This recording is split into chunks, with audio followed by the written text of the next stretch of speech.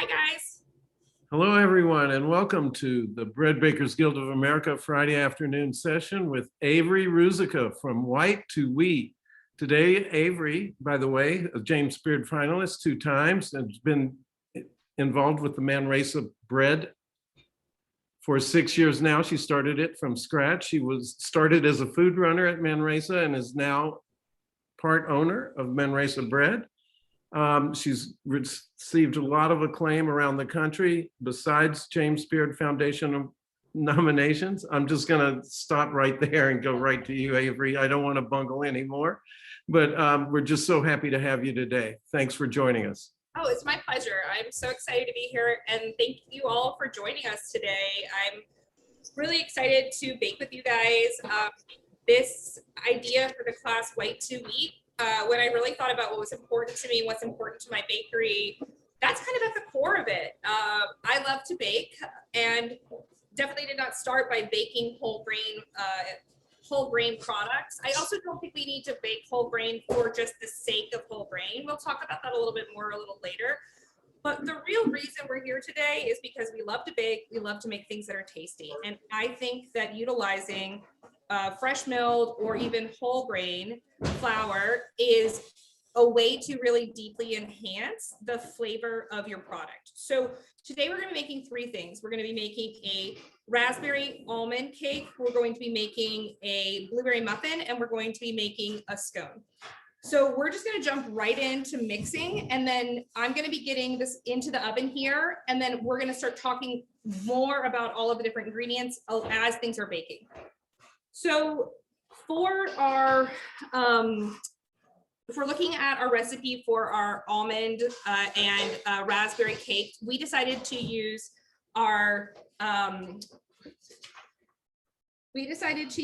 for that one our einkorn flour, which einkorn flour, all of these recipes that we're mixing today are utilizing 100%. So we're replacing completely the white flour with 100% of fresh milled flour. And for the almond cake, we're using einkorn flour. Einkorn is an ancient grain. It is a variety of wheat. It's one of the oldest varieties of wheat, and it is a very soft flour. So that is part of the reason that I chose the einkorn for this recipe. This is a classic cake recipe in that we are going to cream our butter and our sugar. I went ahead and did that just for time purposes. So I added my butter and my sugar into my mixer on a medium-high speed, mix them until fluffy. I'm just going to return that to the mixer now.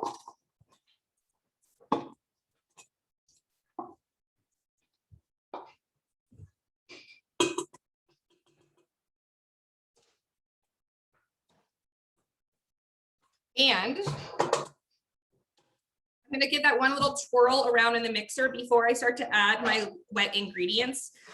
So you want to start with butter that is room temperature. I am using all organic sugar, and that is important to note just from a flavor perspective.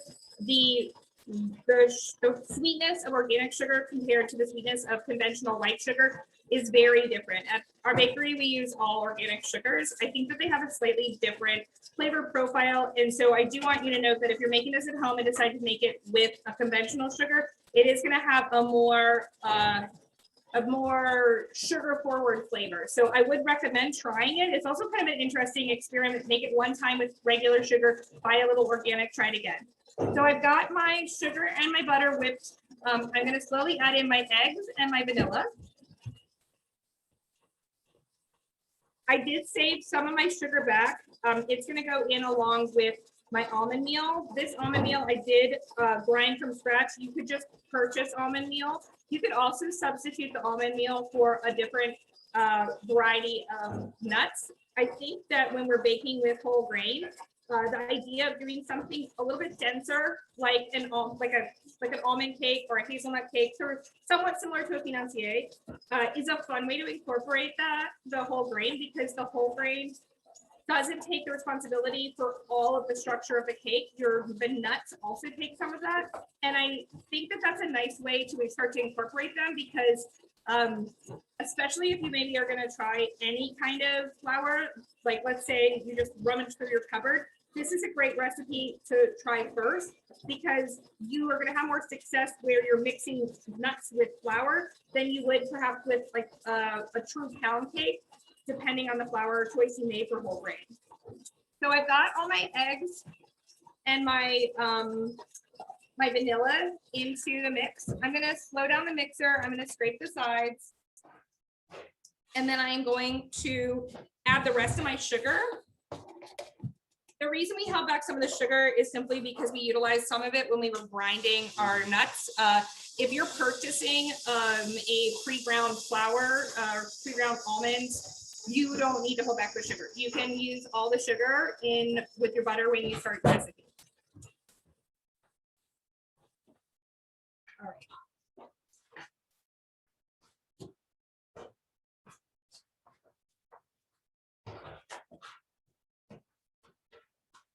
All right, and then we're going to start to add, before we add our einkorn flour, we're going to sift it.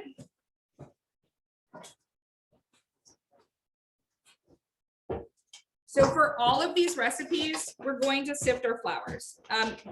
Sifting flour, regardless of what kind of flour you're using, is a great idea. It aerates the individual flour particles, and that's going to help give you in cake recipes, in muffins, even in a scone, it's going to help give you a lighter, fluffier texture, which is something we're looking for in this kind of recipe. So I'm going to quickly sift this flour.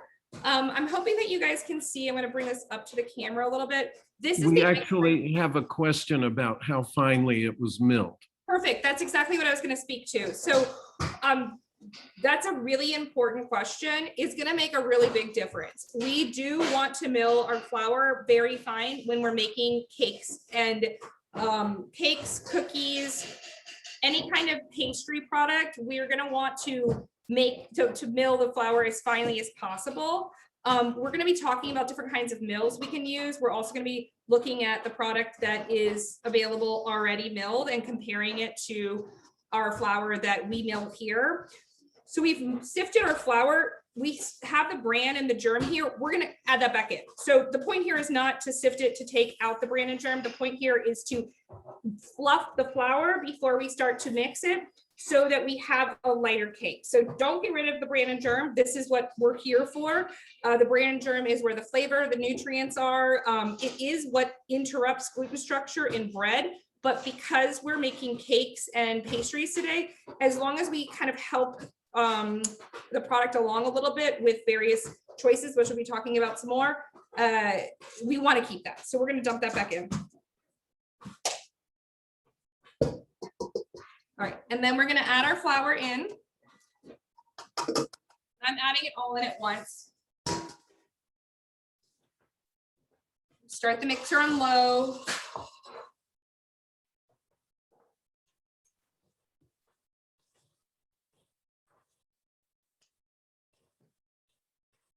And then here's my almond meal. Again, you could use almond, you could use hazelnuts. I have not baked as much with like cashews or walnut meal.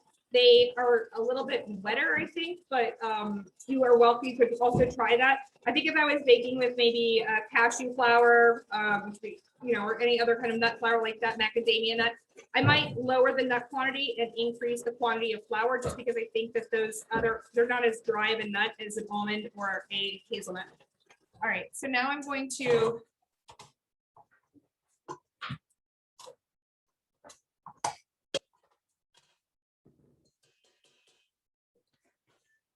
take my bowl off a mixer, and I'm just going to fold in my nuts by hand.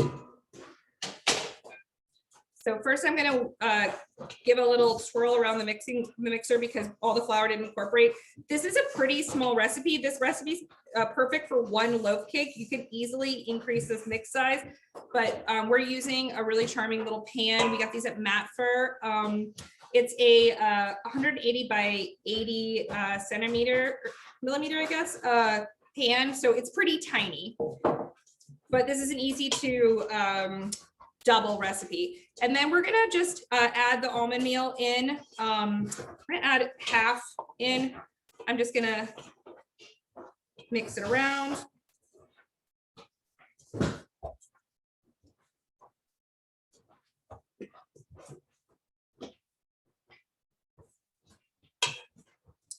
Add the rest in. And then once it's all incorporated, you could at this point add an inclusion into the mix. I like to put a little bit of my cake in the bottom of my pan first, then layer something on top, just because I want the bottom of the cake to be like a little bit more solid. It's easier to get the cake out, etc. if you don't, because the fruit will kind of sink as it bakes. So I don't like to put it in completely with the mix like you would in, say, a muffin.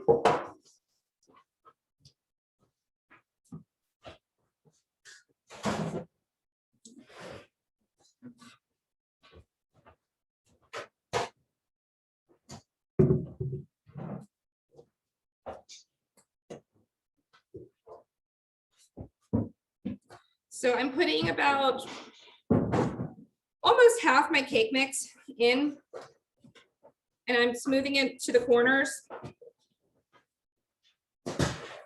And then today I'm using raspberries. I thought that they complement the hazelnut flour flavor, the almond flour and the einkorn flour nicely. I really like to bake cakes with einkorn flour. I think it has a really nice texture. It's very light and it has a lovely flavor. I would kind of describe it as similar to like toasted bread. It brings out a toasty kind of sweet flavor, almost a little bit nutty. So given that we're making a cake with nuts in the mix, I thought that a flour that would complement that would be a nice choice. Any questions so far? We're looking good so far. Okay, great, guys.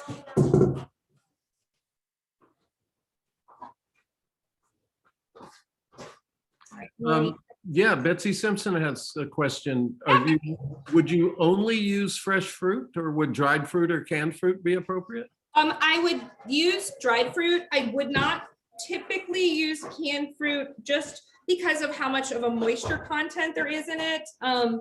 You could, but I would probably maybe double the cake size recipe and then use it sparingly, and only because that moisture, the moisture that fruit from a can is going to give off. And what about frozen fruit? Frozen fruit would be preferable to canned fruit. So I would utilize fresh fruit, dried nuts. You could put whole almonds in this cake. You could put poppy seeds in, things that are not going to give off a ton of moisture. And then dried fruit, I would use berries. We baked this with strawberries. I think the one thing, if you're going to use if you're going to use frozen fruit or kind of juicier fruit, you want things to be maybe about the size of a blueberry or raspberry. The bigger they are, especially for a cake that's so tiny, it's gonna be hard to slice it after you bake it because the fruit is gonna be so big in that. So if you were gonna present this as a cake that you wanted to slice with like tea, I would select some smaller fruit. If you were gonna serve this whole more as a dessert and cut it into big slices, then it could be really dramatic to put in like big pieces of fruit. So Mary Ann, I'm gonna pass this off to you. You might need to ask somebody to help you with I did not finish the fruit review. We have a question, and I'm not sure if it's from Dory. Dory, I'm not sure if you're talking about white wheat or whole wheat flour, but she said, is the flour substituted 1-to-1 by volume, since it is by volume. It is by volume. Okay. So when we were testing, that was what was really interesting. So to prepare for this class, me and my team, or my team and I, scaled this recipe twice but by volume. So 2 cups of, if it was whatever it might have been, 2 cups of AP flour, and then we just went ahead and did 2 cups of wheat flour, just as a base test kind of example. Now, we did do a lot of thinking about what kind of flour we were going to use for each of the items we're making. And it turned out that the kind of flour we chose for the kind of product we chose, it ended up being a very nice 1-to-1 by volume ratio.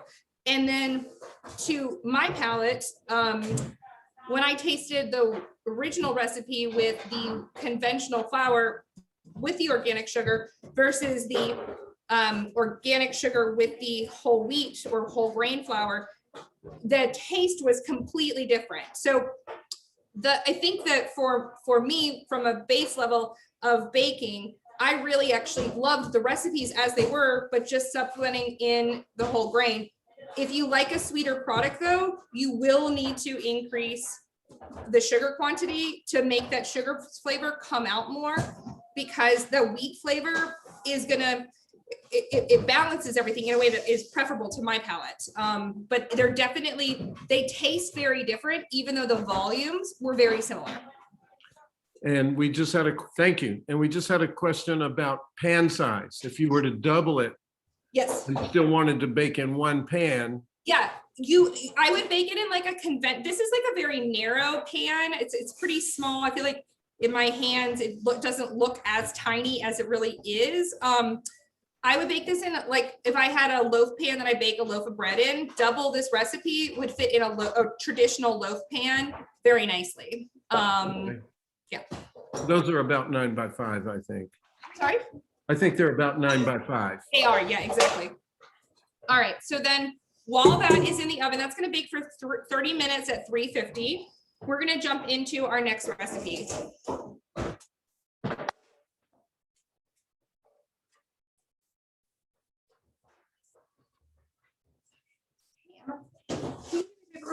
Can you melt this again in the microwave for 30 seconds? So for testing purposes today, I'm going to use the same bowl. Obviously, if you were baking at home and had any allergen issues, go ahead and wash your bowl, but we're just going to motor forward. So the next recipe we're going to be making is the blueberry muffin. For the blueberry muffin, I picked a white wheat. So again, we're a bakery, we're a large scale multi-location bakery. We buy all of our, the majority of our flour as whole grain, and then we mill it ourselves on a mill that's a New American Stone mill. They're out of Vermont. They're very popular. I think they're really kind of the best on the market for bakery milling. Obviously, if you are a miller, if you are a flour producer, then you're going to get into a whole other class of mills. But the New American Stone Mill is an amazing mill. We've been really happy with it. Yeah, we've been really happy with it. It's a 40-inch wide millstone, and then the mill, we mill typically about a day to 2 days ahead of when we use the flour.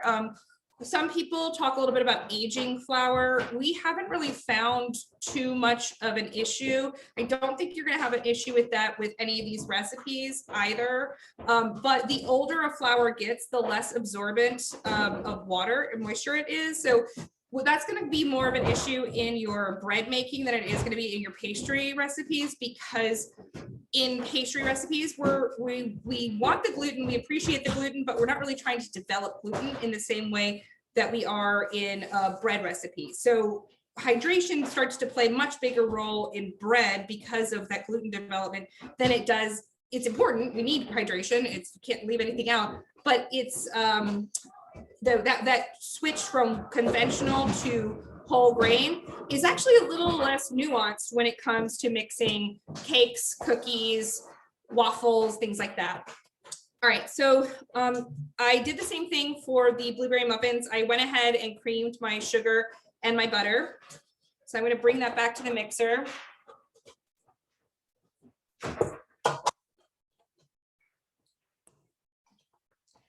And I chose white wheat for this recipe.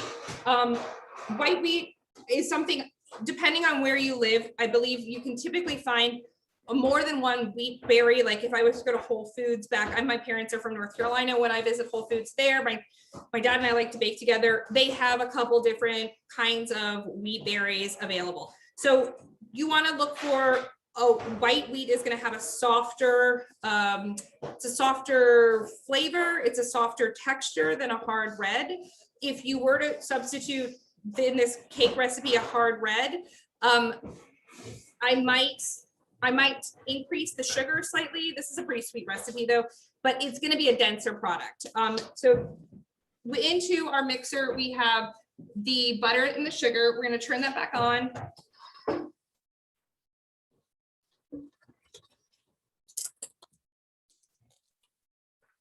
We're gonna do the same thing. So muffins truly are just cake, little cakes, and it depends on what kind of muffins you're making, but 99% of them are really just little cakes in little forms. So much like any other cake recipe, we're creaming butter, sugar, and then we're slowly adding our eggs, and in this case, vanilla. You can always use, we are using a vanilla extract. In our cakes, we like to use vanilla extract. For things like cookies, a lot of times we'll use vanilla paste. And then for more, for tarts, for jam making, things like that, then we'll use fresh vanilla. Same thing with my butter here. I want to work butter that is room temperature. So I'm going to give this a little bit of a scrape.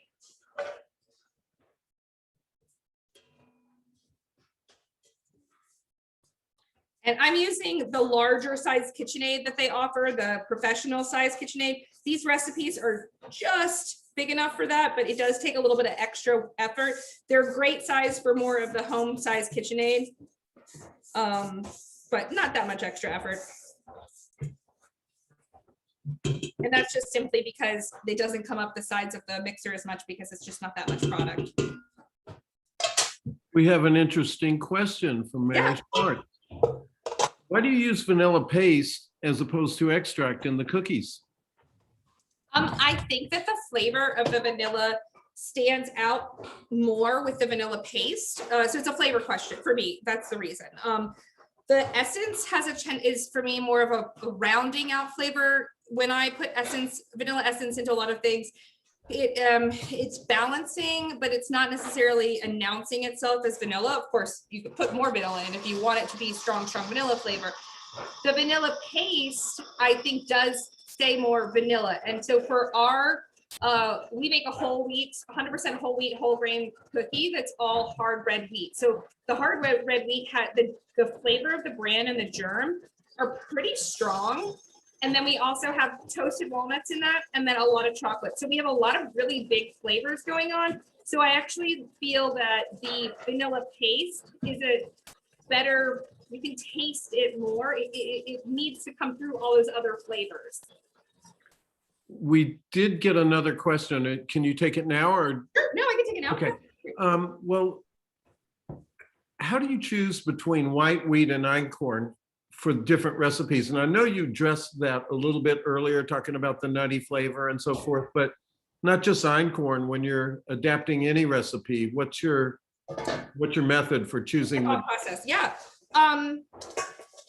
First, flavor. So like I did address the einkorn has a softer flavor, a toasty flavor. It has a softer texture. It does better in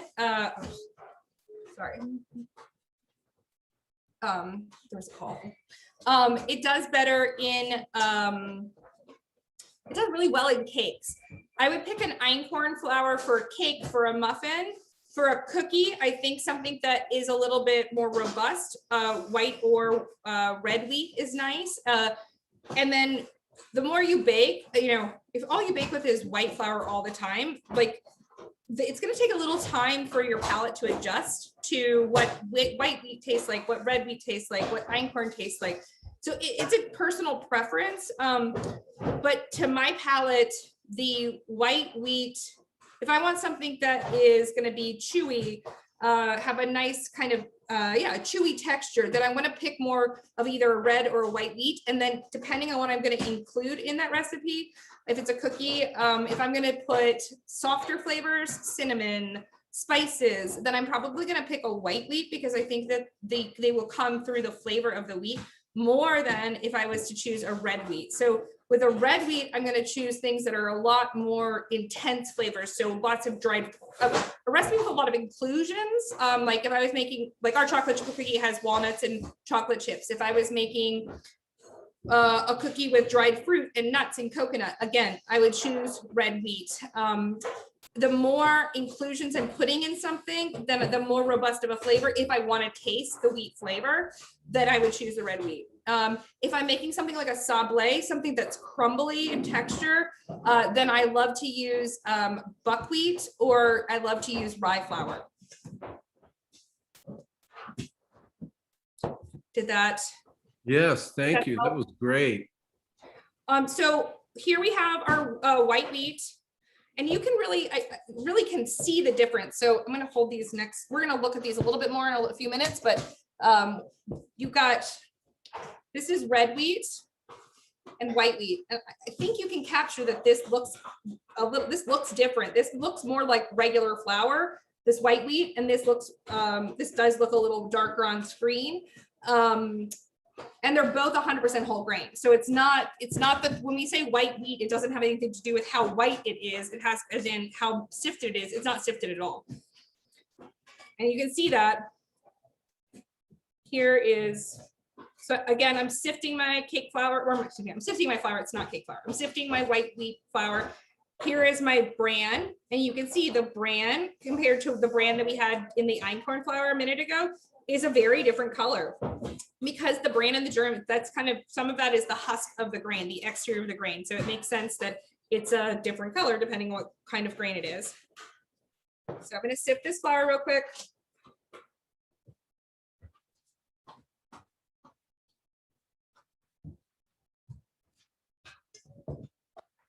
And then I'm going to, like a lot of basic cake recipes, I'm just going to be alternating between my wet ingredients and my dry ingredients now. So I'm going to be alternating between flour and the milk. You could also use in this recipe buttermilk. And I didn't really note for you guys, but my salt and my leavening agents were already mixed in with my flour. So they're just getting sifted in with the flour as well. How fine is your screen that you're sifting through? It's quite fine. Okay. I don't know if it has a number on it, but it is very fine. I'll try to show it in a second. I have a question, if I may. Yeah, of course. I saw that you have babka on your national shipping order, that you're shipping stuff everywhere. Yeah. Which flour are you? Is that the only viennoiserie you make? And no. Which flour do you use for viennoiserie? So the viennoiserie, we've got a couple different. We make quite a few different kinds of doughs here in the viennoiserie category. The einkorn, the babka itself is predominantly just conventional organic flour in the actual final dough. In the sponge for the dough, or in the pre-ferment for the dough, we use our starter, which is fed with whole wheat as well as rye. So there's like this, there's a little bit of that woven through that recipe. We also have a product, we make a Danish. The Danish is 100% whole grain. And the choices there, you know, today's class, we're talking a lot about baking classic breakfast pastries. They're kind of 1, 2, 3 steps, you know, it's cream, somehow incorporate butter. All these recipes have butter in them. So incorporate your butter with your sugar, or incorporate your butter with your flour, add your wet ingredient, mix, bake. Pretty simple, right? So that's part of the reason I chose this kind of recipe, because the steps in these recipes I kind of think of flour as sort of like, I don't know, like we're in it together. So how can I help this flour be successful in its product? If I picked, if I picked rye flour to make these muffins out of, these blueberry muffins, that rye flour would have a hard time being successful in this recipe, because we do need some gluten, we do need some structure, and rye flour doesn't have a lot of either of those things. Rye flour is wonderful, it's wonderful in a lot of things, but I want to set myself and my product and my flour up for success. And so rye flour is going to be a lot better utilized in something that is not going to be leavened very much, that is going to be more mixed, cut, baked. So a cracker, a cookie, a crepe, those are all going to be great. Rye's going to do great in those things, but rye's not going to do as well in a muffin. So in our viennoiserie, the same thing. We do a whole grain Danish, but it's a Danish, it has egg in it, and that egg helps that whole wheat be successful in what we're asking from it. Thank you. Yeah. course. And we have another question. Do you have a recommendation for egg substitutions in these formulations? Let me think about that for 1 second, circle back to that. Okay. I mean, the scone doesn't require egg whatsoever. The egg in the scone is just to brush on the end, brush on the outside. So that's one of the reasons I picked that one, was because it was egg free. For the muffin mix, I think you could have some success with a flax egg substitute. I think you could have some success with a flax egg substitute, because there's a lot of there's not that much egg in this recipe. So you just want something that's going to hydrate and that's going to bind. So flax egg could do a good job. It's the moisture piece that I think you have to be careful of if you're trying to do the egg substitute. So how are you supplying that moisture? Flax egg is a binder. Flax itself absorbs a ton of moisture. So you're probably going to need to play with a combination of flax egg and a little bit of neutral oil to get the consistency you're looking for. And that might be a little bit kind of trial and error. But I would start by taking, I'd start by using maybe 2 or 3 tablespoons of flax egg. For this size recipe, I do 3 tablespoons of flax eggs. So 1 tablespoon per yolk. And then I think I would probably do 120 grams of neutral oil and start there.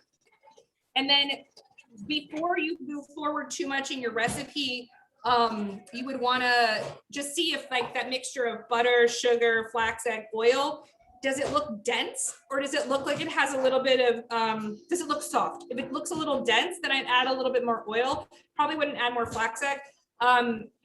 Egg is acting as a structure agent in all these recipes. All of the recipes have a leavening agent. So as long as you can just help the recipe come together and bind itself, then you've successfully supplemented the egg with something else. Is that? I'm going to say something that I've never said in a class. I am loving this so much because when you answer a question, you answer 15 other questions too before they even come up. It's so great. That said, we have another question. Okay, please. Hit me. What about sugar substitutes, particularly monk fruit? Monk fruit. Yeah, absolutely.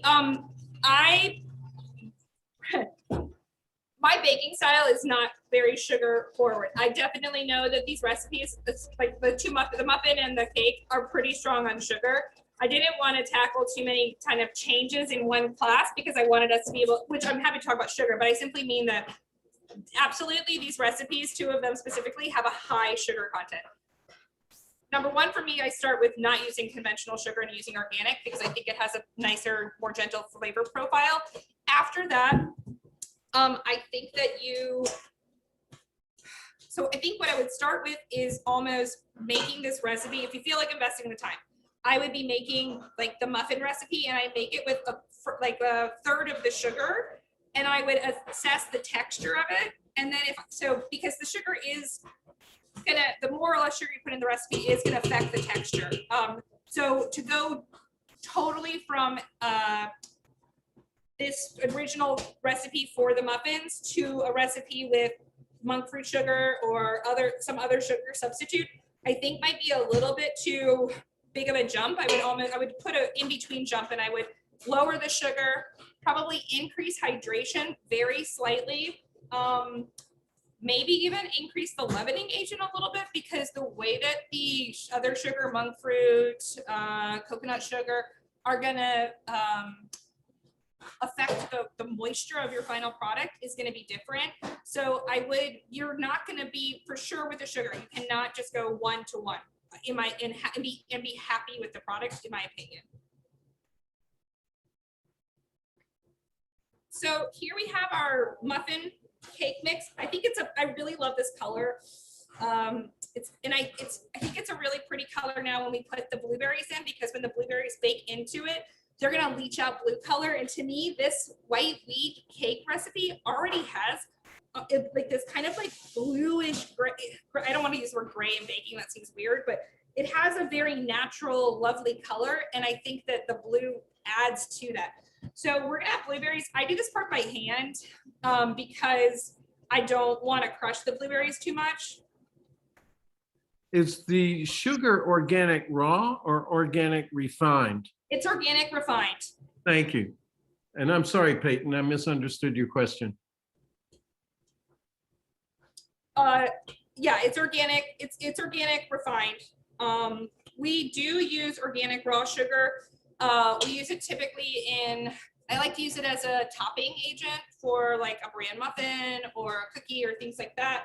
But we don't use it in, I don't typically use it in like something like a muffin, but you could. And then before I scoop those muffins, we're gonna mix our crumble. So for our crumble, I have the ingredients from the crumble. You can have more fun with this recipe if you wanted to add oats. Like crumble is a great place to pull from your cupboard. If I like to repeat flavors too. So if I were making this muffin with lemon and poppy seeds in it, I would probably put poppy seeds into my crumble as well, because that crumble is your first bite and it should be an accent to what's, or in my mind, it should be an accent to what's inside the cake itself. So it's kind of like telling you, teasing you. It's a visual reminder. So if it's in a store, like your customer's like, oh, you can see, like I like when I can see what the name of something refers to. So if I say I have a lemon poppy seed muffin and I can't see any lemon or poppy seed, I don't know, before I take a bite, I like the idea that I can see what I'm getting in a fun way. It makes me excited. Oats are great in this, but really the sky's the limit. The basic reality of a crumble, like the basic principles of a crumble are flour. I'm using 100% the organic white wheat here. I'm using brown sugar. This would be a great place to bring in that raw sugar or turbinado sugar. This would be a great place to bring coconut sugar in. So maybe if you're trying to transition from or monk fruit sugar, because we're just making something crumbly, we're not really asking the sugar to do other things other than be yummy and crunchy. And then I have melted butter. Can you take a question? Yes, of course. Do you ever blend your organic sugar to further refine it? We do sometimes grind it sometimes. So sometimes we'll put it in. Yes, we do. We do. Not all the time, not that frequently. It's for a specific, be for one specific product, but we do. And we have another question. Why did you double the amount of whole wheat crumble in the recipe? Because I really like crumble. So I wanted you guys to have more crumble, because I think that the crumble, two ways. You can either do the muffins, if you feel like taking like 2 extra minutes with the muffins, you can do a crumble layer in the middle of the muffins, which I think is really delicious. You could also use this exact same recipe for a coffee cake and do the same thing. I just love crumble, so that's why. Yeah. Okay, so when I mixed my crumble, because I actually think that crumble can be difficult. I feel like I've really struggled with crumble over the years.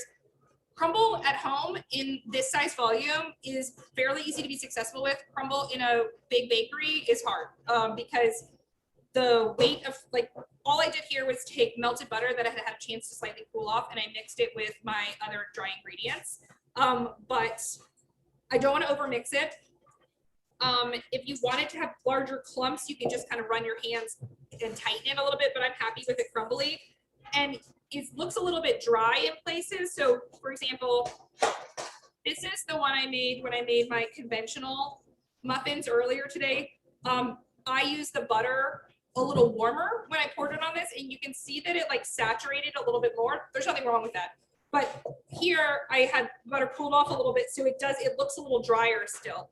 To me, this is preferable. So that just means all that takes is just melt your butter, let it cool off for a couple of minutes, 5 minutes, depending on how cold your baking space is, and then pour it on top. So now I'm gonna pull out my pre-set up muffin tins. I don't typically bake with muffin tins. I did the cups here. I think that you guys can buy the cups like this at Williams-Sonoma, online, Amazon, or you can bake it in a typical muffin tin.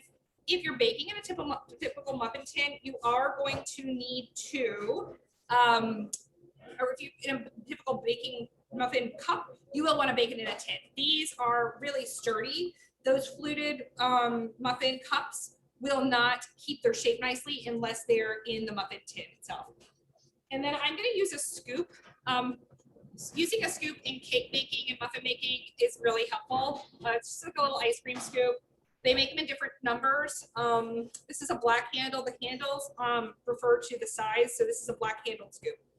And the only reason I'm using this size is because it's easier for me to get it into the muffin, the tin. So because it's not really, one of these is not the full equivalent, we're going to go with 2 scoops. And obviously we might all be baking with different molds at home. Your reference point for how full to make your muffin tin or your muffin cup is going to be about 2/3 of the way up. So it's going to be like 2/3 of the way up the muffin pan is what you're looking for. If you want something that's going to dome up nicely, though, you do need to keep in mind how much of inclusions you put in. So like I went strong with my blueberries. Because of that, I definitely need to do the full 2/3 of the way. If you went really light on blueberries or whatever your mix-in was, you would probably want to fill it a little less full. And the reason for that is how much cake or how much muffin is actually going into that cup. If there's more blueberries, there's less cake.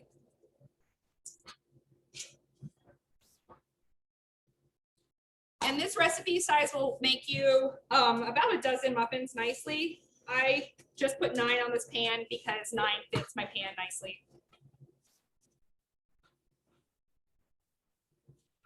And so for some of these that I've just gone and scooped 1 scoop in, I'm going to go ahead and layer some of my crumble in between the layers, like we talked about.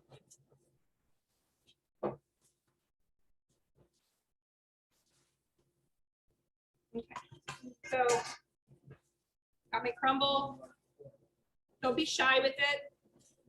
I feel like the kiss of death for a bad muffin, or especially a bad coffee cake, is not enough crumble. So. Well, you know, pastry chefs put crumble on plated desserts now. I mean, it's well, it's texture. You know, when we're thinking about when we're thinking about making.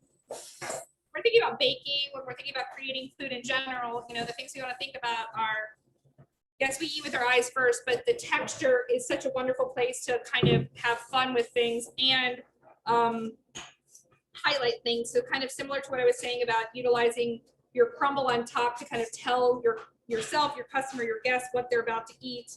Then when they go to bite into it, they have that texture contrast of this lovely crumbly top to something, and then underneath it, this moist cake.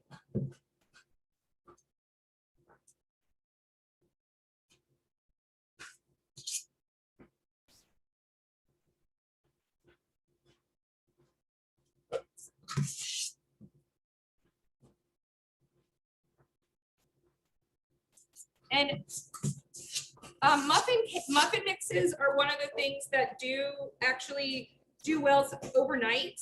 So I would though caution when baking with whole grains. If you decide to make this product and let it sit before you bake with it, you might want to add a little bit more hydration to your cake recipe or your muffin mix, because the longer it sits, the more the grains are going to absorb the moisture. So we're working. It's not like we're not in a rush. I mean, I'm moving through things quickly because we've got a lot to cover. But in terms of baking this, if I was at home baking these, it would be fine if I mixed them, waited an hour, scooped them, baked them. That's fine. But if I were to mix them and then bake them the next day, we would have a slightly different texture, because that whole grain is sitting there absorbing moisture, and its capacity for absorbing moisture is greater than your conventional flour, because inside that flour is the bran and the germ, and it's the bran and the germ primarily that are really absorbing moisture. All right, Mary, can I put these in the oven? So ask somebody to help you with the 375 bake speaker or take out, and that's what. Okay. So when you top those off with the crumble. Did the crumble come all the way to the lip of the container? It did. Okay. It did. You're gonna lose some crumble, and I probably slightly overfilled those just because I put some of that mix, that crumble in the middle. But I go all the way to the edge because I would rather lose a little bit on the sides and nibble that once it comes out of the oven than have my muffins come out and have been kind of dainty with the crumble. And now my muffins expanded and all my crumble fell as it expanded. So I do go all the way to the edge. Great, thank you. Yeah, of course. So we got one last recipe, and then we'll keep going with questions. So our final recipe is going to be our scone.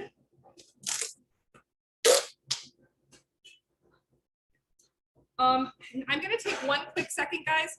Hey, can I ask one of you guys to grab me more butter because my butter got too soft? So can I get butter? Can I get 200? Can I get like half a block of butter? Is that cold? I need cold, yeah. So we're gonna get ready to. We'll sift our flour while we're waiting. I pulled all my ingredients out for my cake recipes. I wanted my butter to be soft. I did not make the choice to put my butter back in the fridge for my scone recipe, and my butter is too soft. So this is a good learning moment for all of us in that we can't skip those. Yeah. We can't skip those steps. So this is the butter I've got that was too soft. And see, I can press my fingers through it. If I pushed forward with this and made a scone with it, I wouldn't be happy with the product because what makes a scone, this scone style of that we're making today, delicious, is that it's gonna be flaky. And what makes it flaky is that combination of cold butter that's encapsulated in the flour. And then when we bake it, it melts, it causes steam. Between that and the leavening agent, it rises. So we can't skip the step of using cold butter. So I've got cold butter again. Thank you, Will.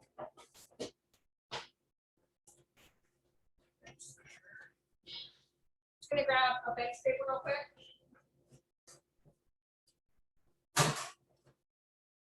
So I am going to cube my butter.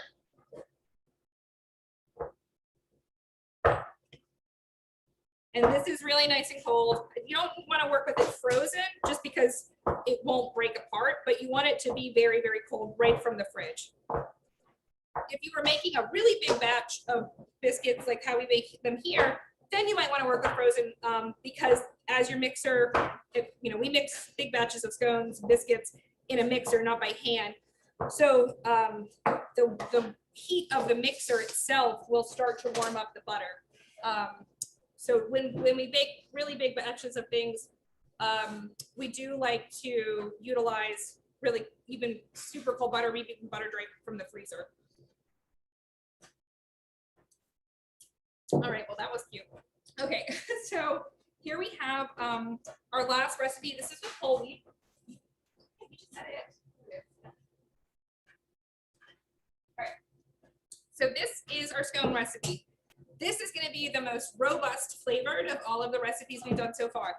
And when I was testing this, I actually didn't put any inclusions in the recipe because I really wanted to just taste what did it taste like. I really liked it just as it is. And I thought that with the sugar content it has, it's a really great base for anything. So it has, for our scone recipe, it has a very small amount of sugar and it's enough to balance the flavor. But then it can go sweet or savory. If you really want it to be a sweeter scone, before you start putting more sugar in the recipe, I would try putting sugar on the top of it before you bake them and see if that gives you that little burst of sweetness, because I think it'll also highlight the flavor versus making the whole thing sweet. I am going to sift my flour here again, and I'm just going to sift it right over my butter, which I've cubed. And I really like making scones. I think the scones are a great thing to make with the family. You can make them fully from hand, so you can make it with kids. You don't even need a mixer. I like baking with my hands. I like baking bread with my hands. I'm not afraid to get my hands a little bit dirty. Wash your hands before you start working. Wash your hands throughout the whole time. When we're making bread, I do believe one of the big things we tell our team members when they first start working is if their hands are super sticky and full of bread, then there's still work to be done on the process of how they're working with the dough, and that they should keep washing their hands because like I'm just looking at my bakers right now and all of their hands are nice and clean because they know how to work with the dough. My point here is just it's fun to bake with your hands. Have fun with it. All right, so all of our dry ingredients are here. So we've got, we actually have, we have spelt flour, which is a type of wheat flour. We have organic sugar. We have baking powder, baking soda, and salt. So for the class member asking about egg, this is obviously a great one that doesn't even have any egg in it. If you're vegan, this is a great recipe to easily translate into vegan. You can very nicely use a vegan butter, and then you could just use the vegan milk of your choice. I like oat, and this would do great. If you are gonna make these vegan, when you go to do, I would use frozen butter at home. I would cube my frozen butter ahead of time, my vegan butter. I'd put it in the freezer, and when I'm ready, I would bring it out because the way that vegan butter melts, it has a much lower melting point than true cow's milk dairy butter. So as you work with your hands, it's gonna melt really quickly, and you want the same thing to happen with your butter, whether it's vegan or not. You don't want it to melt, you wanna create little cubes. Also be aware that a lot of the time vegan butters have a little bit more salt in them, so you may want to lower just right off the bat, you may want to try lowering the salt quantity in your recipe slightly. So I'm just, I don't know, you could call this smearing the butter.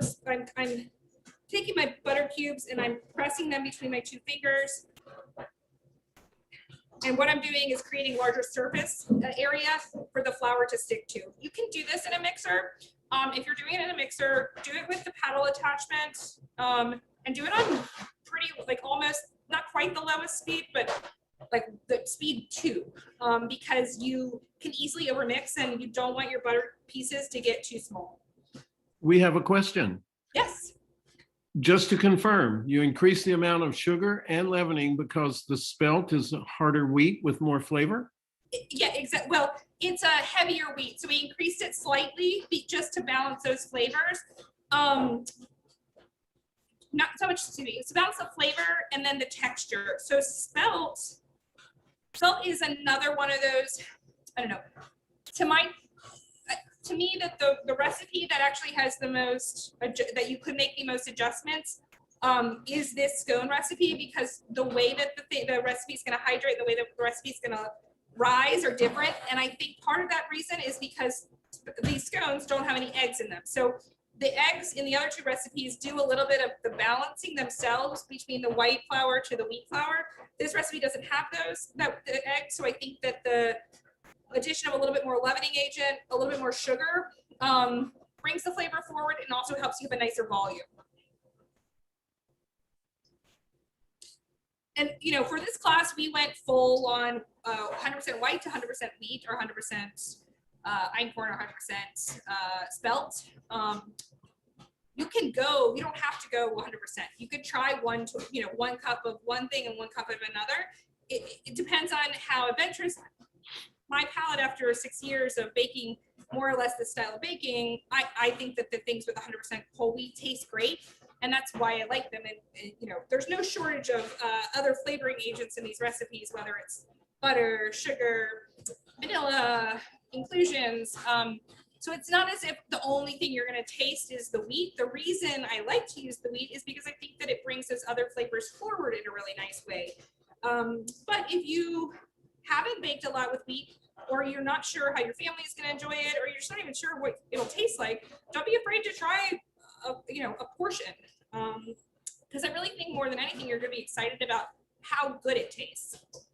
We have another question. Mary would like to know which flavor profiles or which inclusions would you recommend for using with spelt? For spelt, I'm sorry.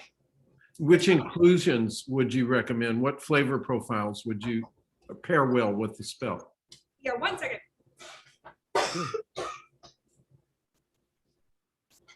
Dried strawberries.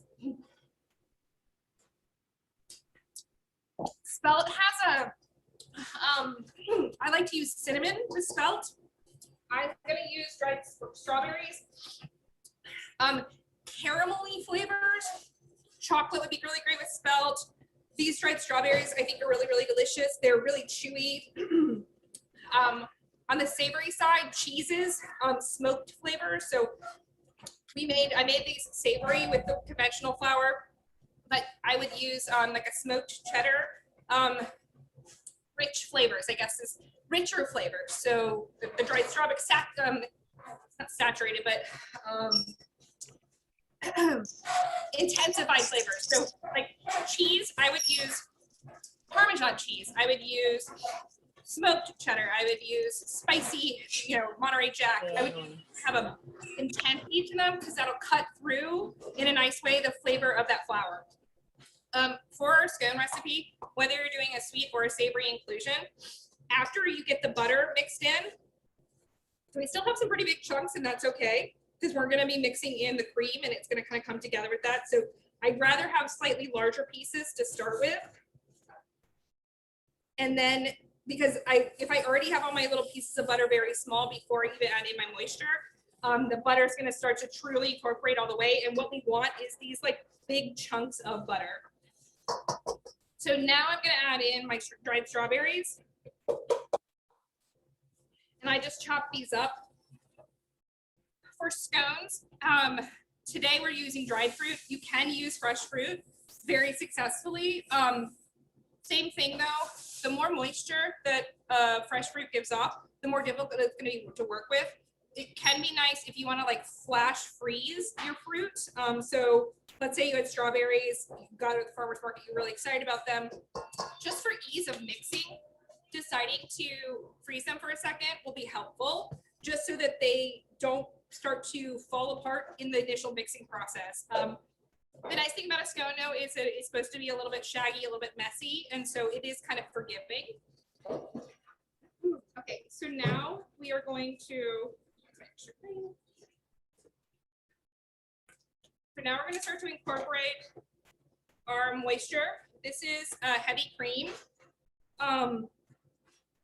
Again, this is where my hands are going to get a little dirty for a second.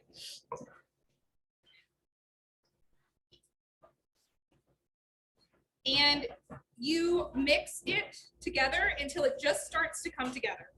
So as I'm mixing, I'm giving it a little squeeze too, to see if it starts to stick together. I want it to be shaggy, but I don't want it so dry that when I take it out of the bowl, it completely falls apart. But I do like to add my moisture a little bit at a time, because this is probably the most nuanced, like I said, about of all of the recipes we're doing, in terms of it will be the quickest for you to see the difference if you milled something coarser or finer, if you had fresher or older, if you used flour that you milled versus flour that you purchased milled, because the way that the moisture is absorbing into this, nothing else has added moisture yet to this flour. We haven't incorporated the butter fully into the flour.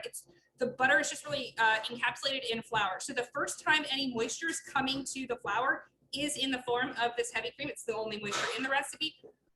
But compared to our other two recipes where we introduced egg and then we introduced like milk or cream, so the flour had already absorbed some portion of moisture from the egg before we started adding anything else.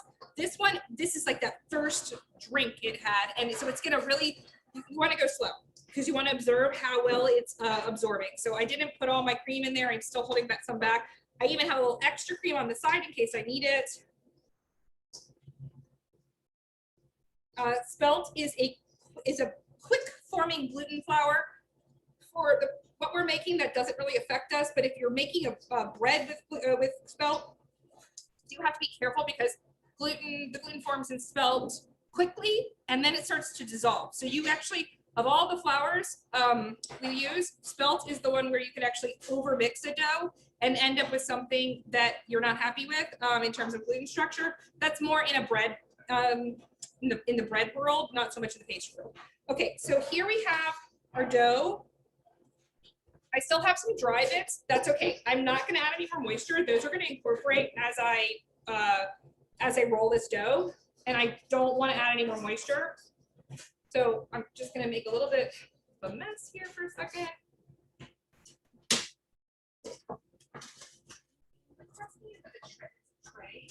note behind you with a little silk hat on it. Yeah, that.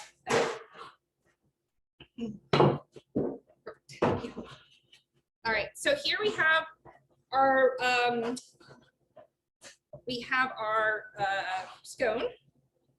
I made a little circle. You can make it, so you can make a circle, you can make a square. This little bit of dry is on the top, that's okay. We're gonna start to roll this. I didn't put any flour down on my work surface. We're working on a wooden table here. It's pretty well seasoned. I didn't overhydrate my dough, so it's not sticky. So I don't need to put any flour down. But if I had put all of this cream in, my dough would be a lot stickier, in which case I would have had to put a little flour down. You can't work with it. It just would have taken a little extra finessing, but I stopped with the cream, so we're okay. And then I'm gonna pat this down.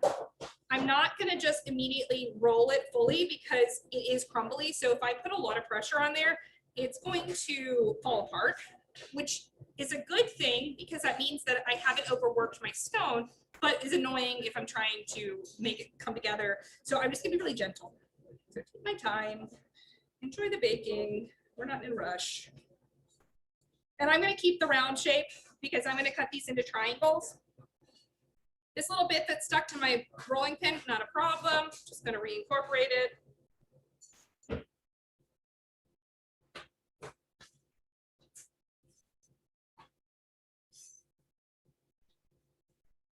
Okay, so I like that size. It's about an inch, a little over an inch thick. It's really up to you, the size you like. All right. And then I'm just gonna cut this as if I would like a pizza. I'm gonna cut it all the way down, or pie. I'm gonna cut it all the way down the center. I'm gonna cut it again down the center and again. Scones are great. You can double a recipe and you can freeze them. You could freeze them cut. You can freeze them as that round circle we had. You can bake them from frozen. So it's a great one if you want to, if you feel like having a baking project, you know, it's a rainy day, you want to bake something, but maybe you don't want to necessarily eat a scone at that point, pop them in the freezer. You bake them from frozen, same temperature, 375. When baking at home, all of these recipes, depends on how strong your oven is. If you have the convection option on your oven, I do recommend it when baking all of this stuff.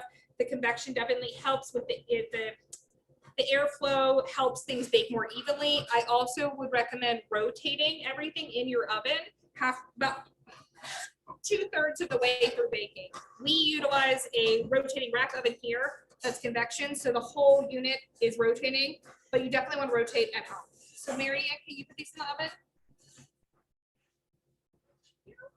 I'm gonna step out of frame for 1 second and wash my hands, and then we'll keep talking about, we'll start talking about mills.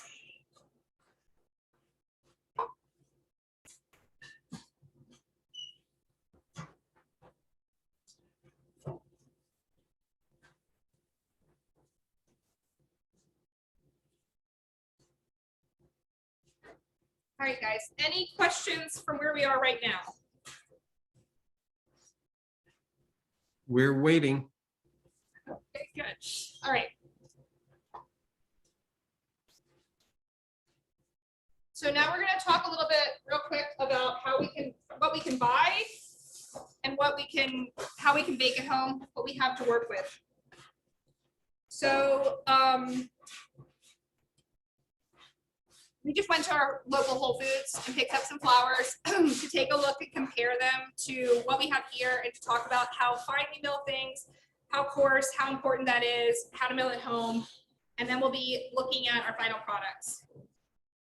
So we have a nice mixture of things. They have quite the selection these days. It's actually pretty fun. I don't have any personal preferences here. I have worked with this einkorn flour a fair amount. This einkorn flour is very, very fine. And that's because this is an all-purpose one that they have sifted some of the bran and the germ out of. So this one would make a great cake, but it isn't going to have as much of that bran flavor because it has been sifted. So they made it into an all-purpose, so you can see it's pretty white. This is gonna just be the King Arthur organic whole wheat. So this is gonna be much more similar for us to our red flour that we have. So that looks very similar. I would say that the this is the King Arthur. This is the one that we've milled in-house. They're almost identical. So for baking purposes, I would say that this is going to be a great one for just all around baking for if we wanted to make the like cakes, cookies. We talked about using organic hard red in cookies, and that's what, if I was making, we have a whole wheat chocolate chip cookie recipe that's in the Cherry Bomb cookbook, which is Cherry Bomb is a magazine kind of for women in food, and we had our inclusion in that recipe was, or in that cookbook was this whole wheat chocolate chip cookie recipe. This would be a great utilization for that recipe. And they're calling it, they just call it a whole wheat flour organic. It is a hard red wheat, so that's, yeah, that's going to be pretty much identical. So this is a great one if you're looking for, and I think it's going to be pretty easy to find. So far, both of the rest of the flours we've looked at have been very fine, and I think that's important to note. This is buckwheat. So buckwheat we aren't using today ourselves in any of our recipes, but I love buckwheat. This is actually milled unhulled buckwheat. The hull of the buckwheat, the exterior of the buckwheat is actually what gives it that black color. So you can buy unhulled or hulled buckwheat. Buckwheat, they call them buckwheat groats. Buckwheat's really a flour. It's not, excuse me, it's a grass. So it's not a wheat, it's a grass. It has basically no gluten. If you have a friend or yourself who's celiac, you still want to be careful that something's labeled gluten-free because there's definitely cross-contamination at times. But all in all, buckwheat is a really great flour for the same things, the same places I would use things that use rye flour. So crepes, cookies, crackers. Those are all great places for buckwheat. It has a pretty strong flavor. It's I feel like the person who wouldn't, some people don't like the flavor of beets. They think they kind of taste like dirt. I think that if you don't like beets, you probably won't like buckwheat. It's kind of got this very earthy flavor. I really like it. I really love like a savory buckwheat crepe.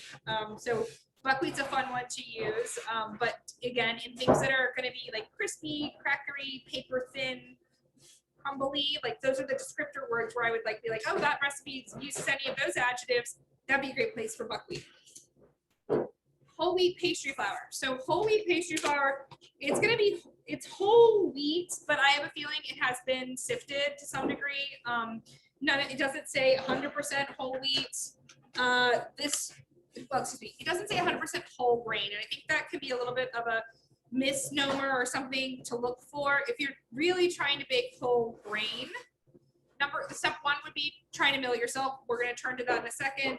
If you decide you don't want to go the mill route, which is totally understandable, then look for something that says 100% whole grain, because that means that you're getting 100% of the grain. And I'm just going to take one step back for a minute to talk about what are the components of a piece of grain. So wheat, we're going to talk about wheat specifically. Wheat has three parts: the bran, the germ, and the endosperm. The endosperm is the center of the flour. It's where the white flour comes from. So when we talk about pastry flour, this whole wheat pastry flour, this is really the endosperm.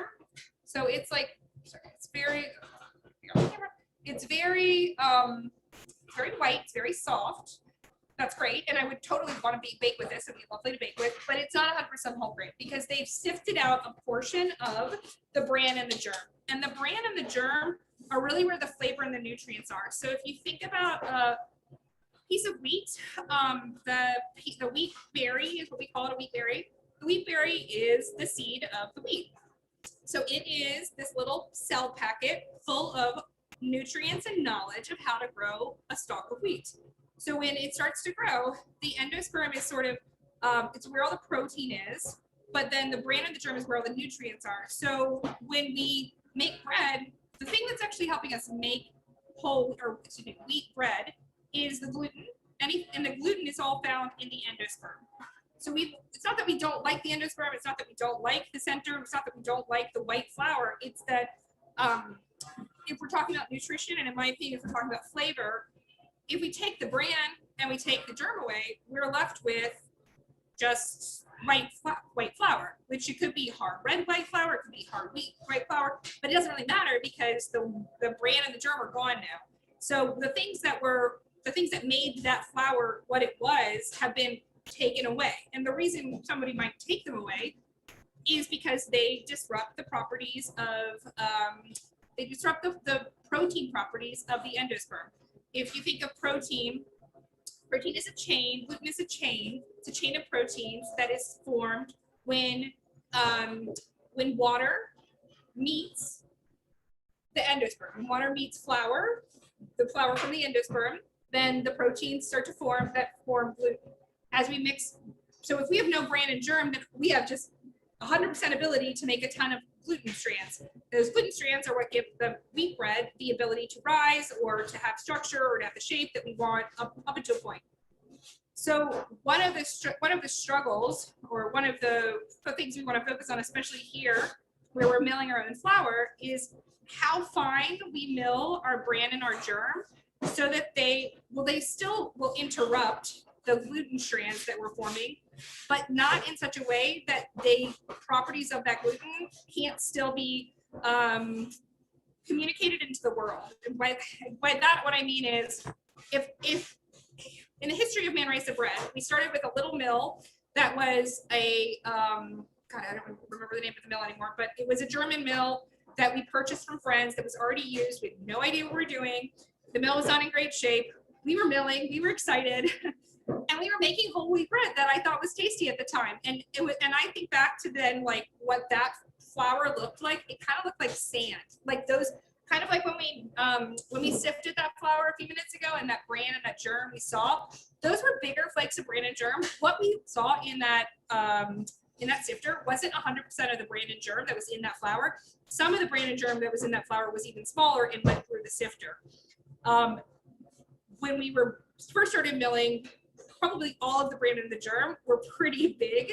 And so even though I was happy and proud of the bread we were making at the time, I think that the ability for the bread to have more volume, to have a better crumb structure, to have a better mouthfeel, we were not reaching our full potential. Not that we are here now. It's a constantly moving target, but we weren't making as great of a bread because the bran and the germ were still quite large. When we're baking pastries, we're not trying to form a lot of gluten because we want our pastries to be delicate and have a nice and light mouthfeel in terms of the kind of pastries we all made today. So that's kind of why I think introducing more whole grain into your baking in a pastry area, it's actually a nicer way to start to learn about the flavors of the flour first, because you don't even have to worry about the protein content too much. And it starts to get to be a lot of information, I'm sure. So that is what to say that this pastry flour that's called whole wheat is not 100% whole grain. And I think you guys after this class will be very successful making all the recipes we just talked about with this whole wheat flour, this 100% whole grain, over the pastry flour. I don't think you need to buy this. I would buy this. And then this is whole wheat flour, organic whole wheat flour. This is, again, 365 is pulling a fast one on us. This is also not 100% whole grain. So again, I would really be looking for, if you're really trying to like learn about how to bake with whole grains, I would really look for something that first and foremost says 100% whole grain. If it's okay to use these other ones, it's just you don't have 100% whole grain. So this is one option. So this would be my top choice, looking for 100%. Or how do we mill at home? So there's a lot of different options for mills these days, actually. So this is kind of the Rolls Royce. There's actually one step above this. It's like the more, I think this is like the newer model. There is a model before this that's a little bit more square. It looks almost even less like a mill. It looks like this beautiful little like decorative thing on your table. But this is a mock mill. It is a German brand that was started, oh God, a long time ago now. I think maybe even the 60s or 70s.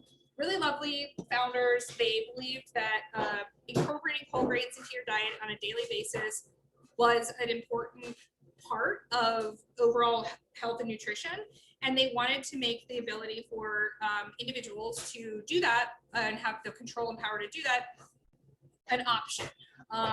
So they invented this little tabletop mill, and they've continued to kind of evolve them. They have a version that is a compressed, it looks like plastic, but it's actually compressed like sawdust. We had that one before. I think that the grinder itself that's in this model is just a lot more powerful. So if you're going to splurge and spend the money, I think this is about $800, between $700 and $800. So it's not cheap. But this is going to be, you can grind and mill not anything, but you can grind a lot of different things with this. This is meant to utilize with dry flours. And what I mean by that is if you wanted to start making tortillas at home and you were going to nixtamalize something and grind a wet grain, I wouldn't use this. You can take the whole thing apart, but unless you were very comfortable with that, I would probably opt to get like a hand crank for masa, and I would use just dry on this just because you don't want to mess it up. So this mill, it's just really pretty too. So this is one option.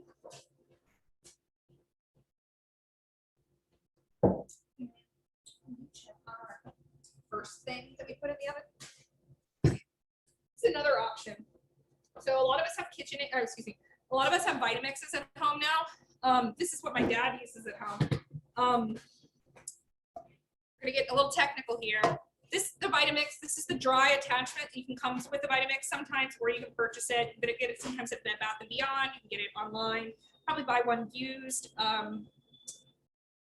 Vitamix has more purposes in your day-to-day life than the mill, depending on how much you're baking. So this might be, if you're really interested in baking and milling your own flour, this might be a more economical choice just because you could use the base itself for a lot of different things. This little guy is a different shape, though he's shorter and squatter than the actual Vitamix top. Here's the stickler, though, that some people are gonna point out, and I think you can have happy baking. I think you can totally incorporate fresh milled whole grain flours with this Vitamix. But truly what's happening in the Vitamix is it is chopping the flour. So you see inside, yeah, there we go. It's got a little blade. And when we turn on the power, that blade's gonna whirl around super, super fast, and it's gonna cut the flour up. It's gonna cut until you have flour. But this is a slightly different, this is different, no, it's not slightly, it's a very different process than what's happening in a mill. So in this mill, do you guys know how to take the top off? You have to like undo it, right? Okay, I'm just gonna turn this so you guys hopefully can see. This is truly a stone mill. So this is like a baby little version of our mill that we have here. And so inside of here, you have two stones, the runner stone and the mill stone. One stone is set at the bottom here, and then the top stone turns. And so depending on how we have, depending on what number we've set the stone to, the stones are closer or farther apart. And so when we mill flour here, most mills like real, flour companies, our bakery, mills in general, two stones are pressing together and they're grinding the flour apart. And when they grind the flour, what's happening is they're pressing with such pressure that the exterior of the grain is pulled from the interior. So it's separated from the endosperm. And then the continual grinding keeps grinding it finer and finer and finer and finer and finer. So the way that the piece of flour that is created from a mill versus from our Vitamix, that end result is slightly different. That does not to say that the Vitamix is going to give you a flour you don't want to work with. It's just different. And so I think for home baking, for all of the things we talked about today, using the Vitamix would be totally fine. I think for bread making, this is a slightly better option if you're trying to go 100% whole grain. Any questions? We don't have any right now, but I have a question for you. Do you taste flour after you mill it? I don't typically, sometimes I have, I mean, I do occasionally, but I typically taste something once it's hydrated. So I might eat some raw dough, I might eat some raw cookie dough, or I might eat some raw cake dough, or I might even eat some raw sourdough. I think it's, for me personally, some people, some farmers, some bakers chew, they chew on the grain. They want to see how moist it is, how hard it is. I don't personally do that. I can understand that thought process, but to me, even I don't know, maybe the knowledge level is just so there that they know that if they chew 10 times it starts to fall apart, that means it's this moist. But to me, it's a little bit more relevant, just kind of like, I just start milling. So sometimes maybe we might mill. That's one of the reasons we got this mock mill was sometimes we want to do a small amount of a flour, that, especially if we're doing testers for new recipe development. We don't want to fill up this hopper that holds hundreds of pounds to mill a little handful or a couple of cups. So it's helpful to have this guy, and then that way we get to know about our flours more. We are getting a load of questions. First, okay. Nina has her hand raised and would like to ask a question. Nina, please go ahead. Hi, Nina. Hi. So can you hear me? Yes, I can. Yes. Okay. So if I mill at home, I have a Nutri-Mill, so which I purchased. It's not as expensive for that one, so it was about $300. Yeah. But my question is, so difference between the flours that I'm getting from Nutri-Mill, whole wheat, and whole wheat that is bought by the store. So do I have to sift it? Do I have to, like, what do you think it's gonna be? No. For the ones that you're making at home right now, I mean, yes, you need to sift it to make it, to aerate it for these recipes, but not to take out any of the bran and the germs. So anything that sifts out, you're putting back in. You're not sifting. That's what I mean. Do I have to sift out the bran? Is it because when I, for example, sift the whole wheat flour, that I bought from King Arthur, then I don't see anything in there, when I'm sifting it. But when I'm sifting mine, then I have this bigger chunk. So is it gonna affect, or no, it's fine? No. So if you sift the flour, you're going to sift it to fluff the flour, but then you're going everything that's sifted out, you're just gonna take your sifter, turn it back over, and put it back in. Yeah, we're not trying to get rid of it. We're just trying to aerate it. And so most of us have a sifter that's pretty fine. So it's gonna pull some of that bran out. That's totally fine. Just put it back in. Okay.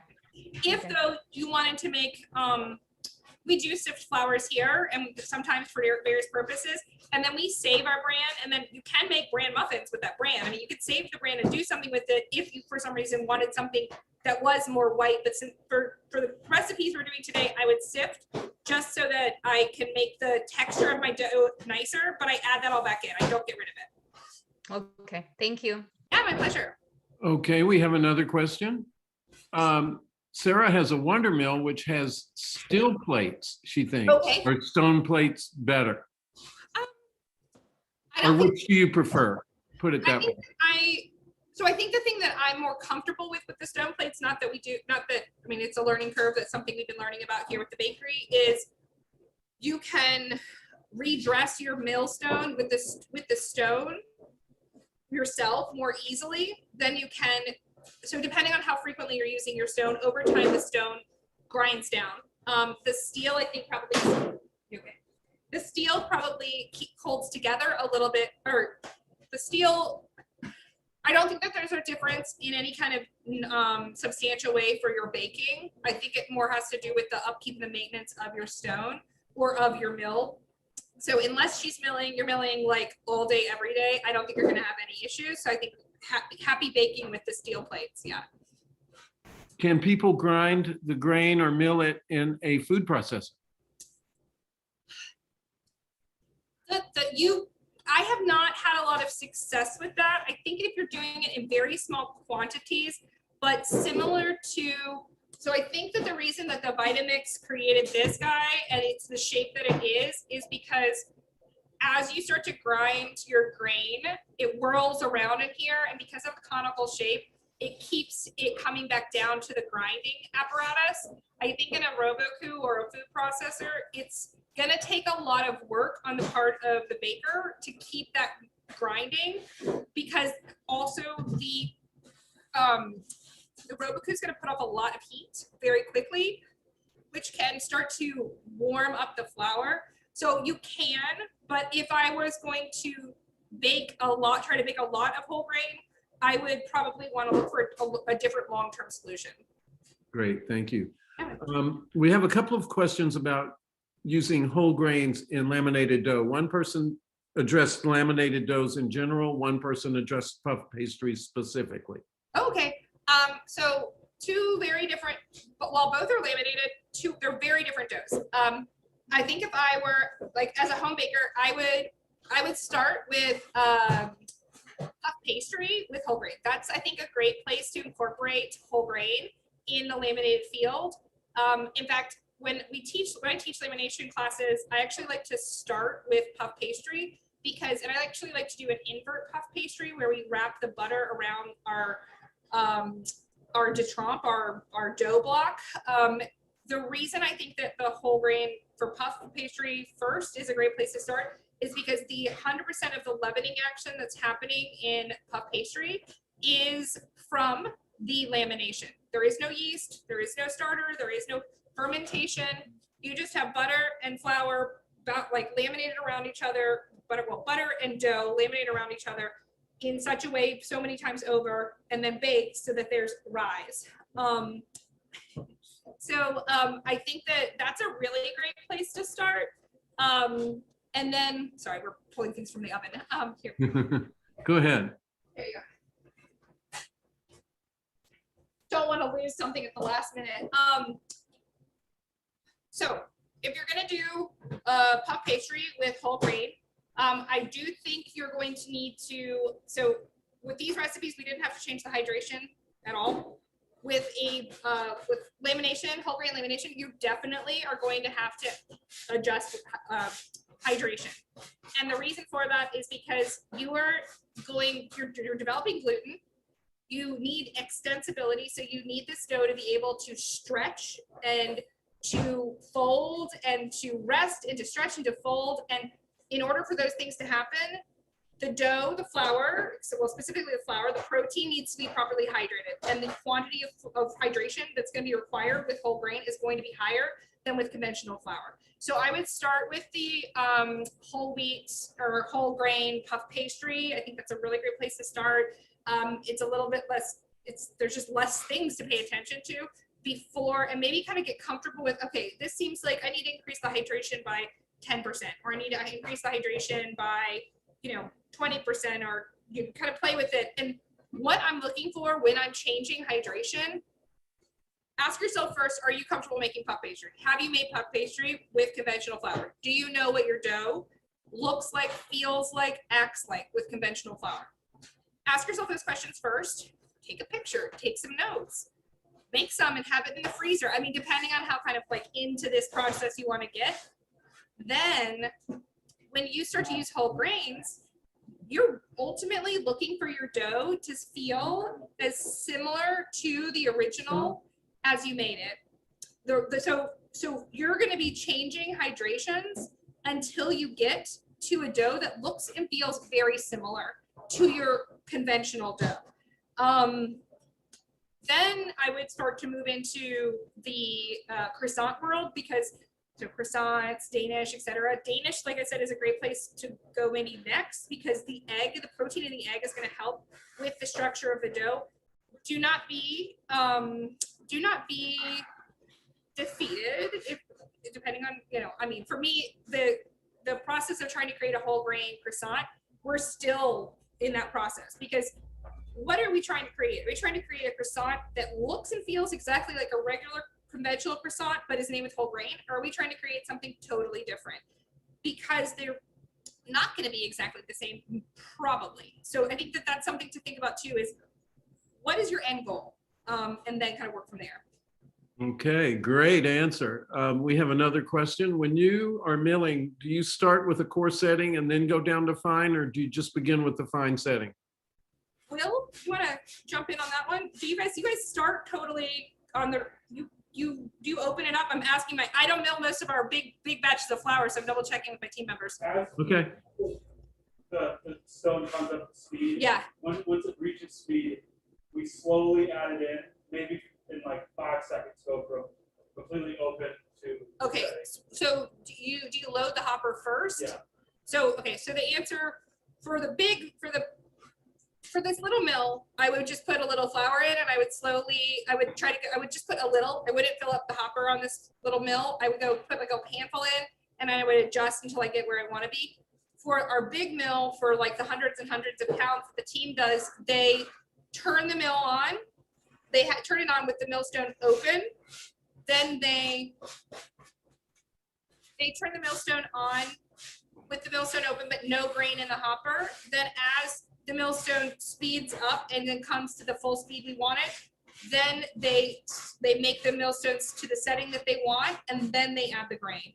And that is actually that's a great question. It brings me to a difference between this millstone, this little guy, the mock mill, and like the new American stone mill that we are using. The new American stone mill not only has the ability to decide how coarse or fine your millstones are, but it also has the ability for us to decide how fast the stones turn. And that ability, those two things, is really important if it's possible to have that control for a bakery setting, because the harder the grain, these are all variables we're going to play with. So if I have a grain that's really hard, I might want it to go a little slower for me to get to where I want in the fineness, versus trying to force this really hard grain, whether it's hard because it's old and dry, or it's a drier year, or whether it's because of the variety it is. I don't want to force that if I have the option to go a little slower and go a little slower to get to my end goal.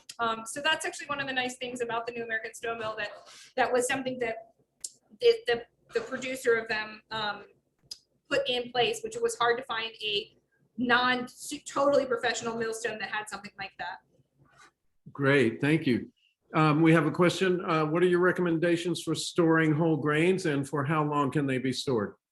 I think it depends on where you live. I have to say I have not struggled with this at all. I have not had any issues with any kind of rancidness or anything like that. Where I live in coastal California, here at the bakery, we haven't really ever had any issues with that. Obviously, we move through grains pretty quickly. When I started reading about whole grains, they definitely talked a lot about how you should store them in the fridge, store them cold, I think store them in sealed bags. Make sure they're totally sealed.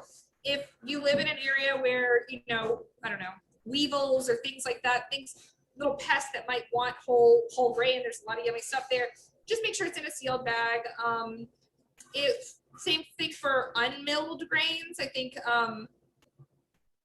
one really economical thing to do is to look around for either, if you're just getting started, you could buy a pound or so or something like that of whole grain at a Whole Foods or a natural food store. Eventually you might want to talk to your local farmers, or you might want to look online, and then you probably don't want to overcommit to anything above, depending on how aggressive and how excited you are about baking and how frequently you bake. Probably want to start with a 5 to a 10 pound bag. 20 pounds of grain for the home baker, if you're not baking consistently multiple times a week, might get annoying to sit around your house after a little while. But as long as it's in a sealed environment, plastic, tightly closed, it should last a very long time. And by very long time, I mean months and months and months, a year. Will you address the different uses or the contrast between soft and hard flours, whether they're red or white? Yeah, definitely. So I think first it's nice to take a step back and think about conventional flours and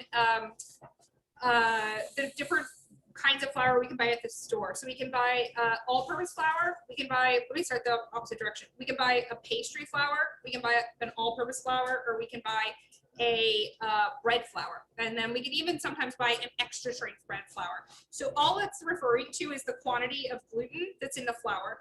And the quantity of gluten could be the result of a couple different things. It could be the result of the varietal of flour that a company is using for conventional flour. It could be a result of blending of flour, so taking multiple flours to get to a percentage content of protein that they want. Or it could be the result of, I wouldn't really say it's the result of how fine or coarse it is in this case. It really has to do with what kind of flour they used or what kind of flours they blended in order to get to a protein content. And for a major flour company like King Arthur or something, they have a definitive protein content they're looking for in their flour, and they're going to take flours, different kinds of flours, to get to that protein content. So that's kind of the platform we think of flours. We think of pastry or cake. Those are usually typically the same thing. Pastry, cake, all-purpose, bread flour, extra strength bread flour.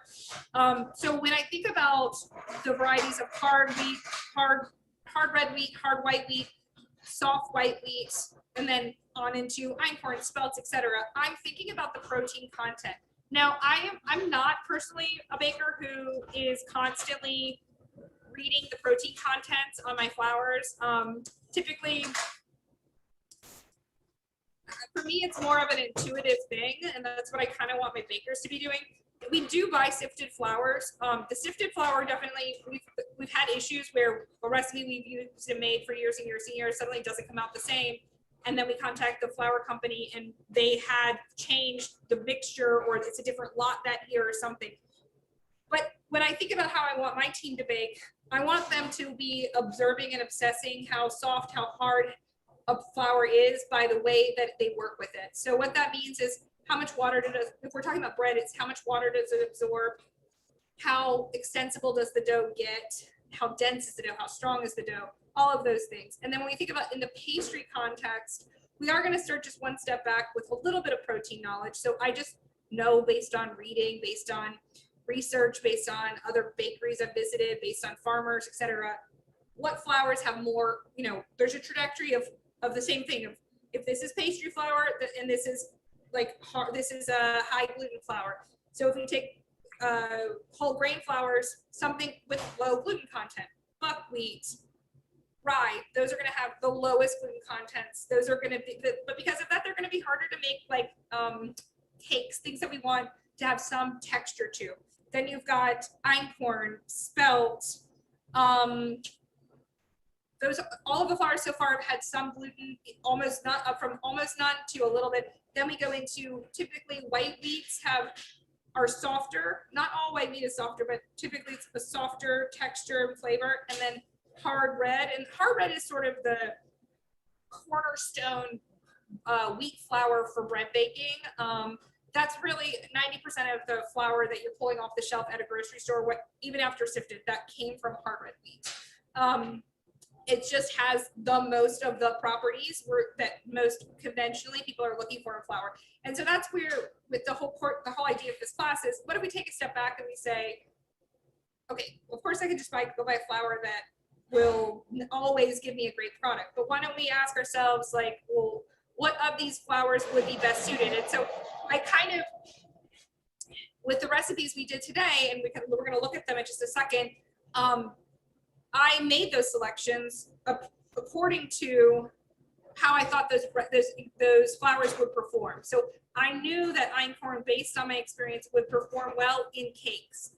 I knew that spelt is nutty and a little bit more, spelt or hard wheat, especially for a baking, like a scone style thing where we're not developing gluten, are going to be somewhat similar.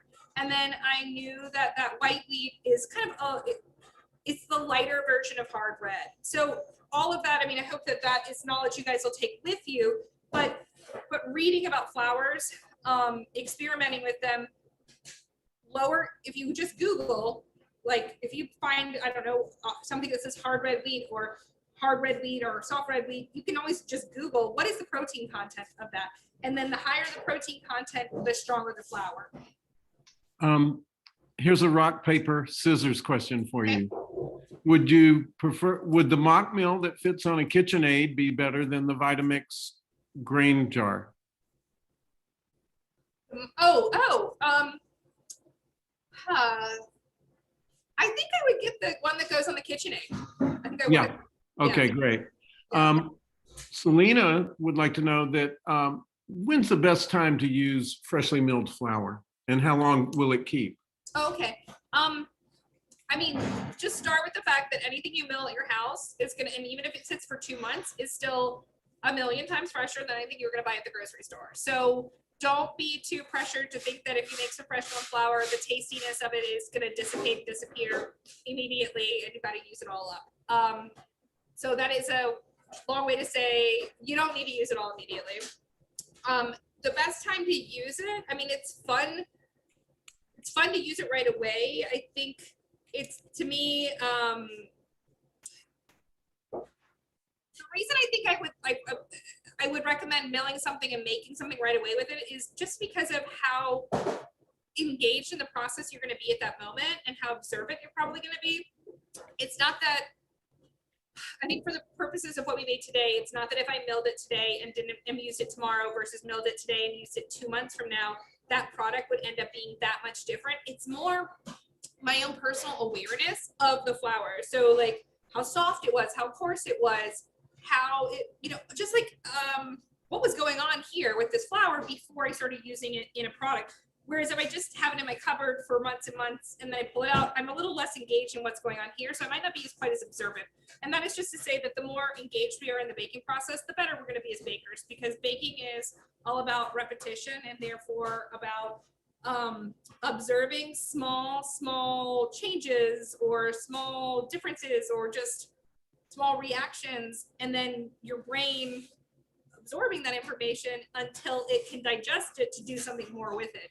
Because like for me, when I made these recipes, it was almost like impulse to say, oh, well, this one will be einkorn and this will be spelled and this one will be white wheat. Like I didn't even really, it just was kind of just natural for me. But maybe 2 years ago, that wouldn't have been so natural. I'm gonna go ahead, I wanna take more questions. I hope there are more questions, but I am gonna grab some stuff down in front of us so we can look at it a little bit. Great, thank you. This is what just came out of the oven? No, this is the lighting. Okay.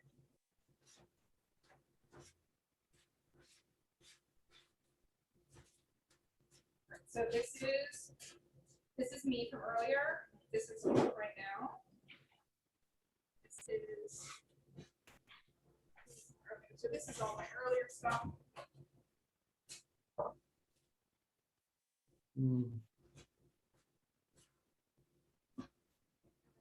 So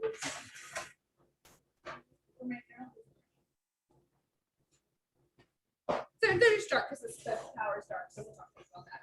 And then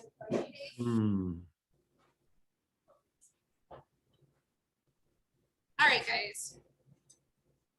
Can everybody see?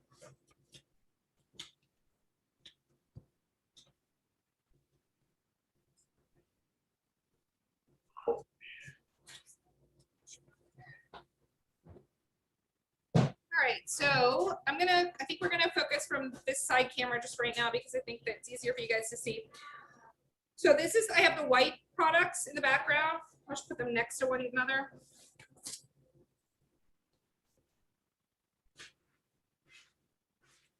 Okay, so from a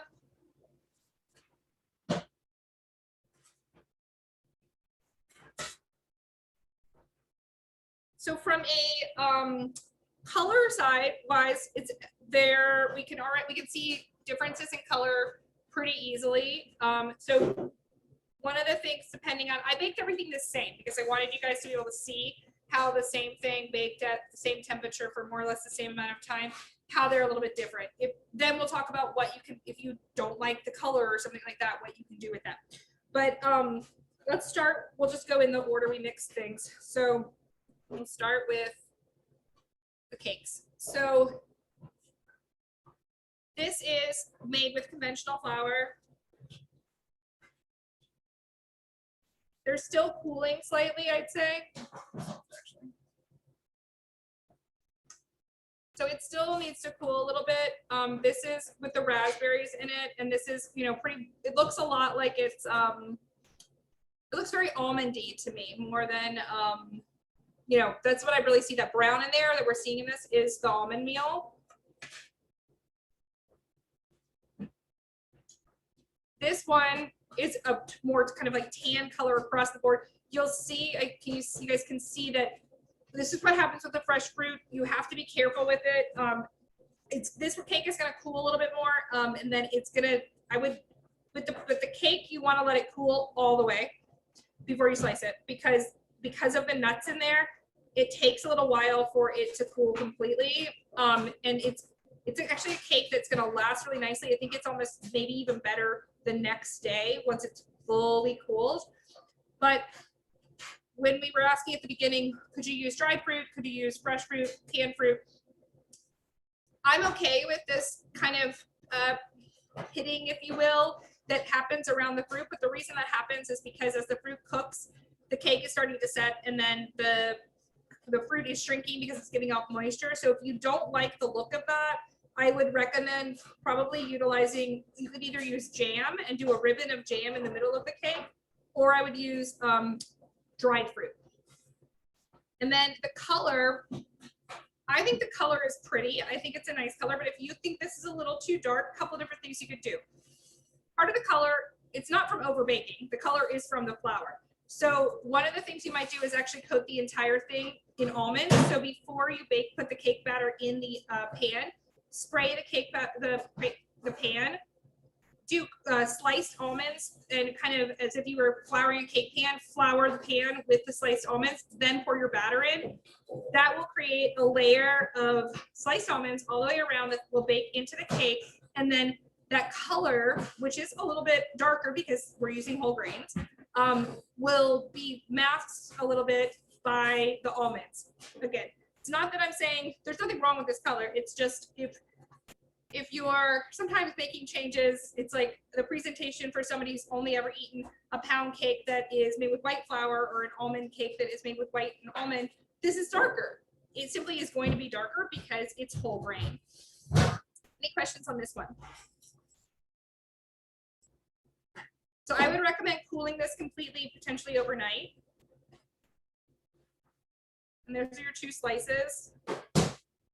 So this is the white and this is the wheat. So inside, it's a little brighter yellow because the color from the eggs is coming through a little bit more than it would because of the flour. Then this was my conventional flour muffin. This is my my einkorn flour muffin.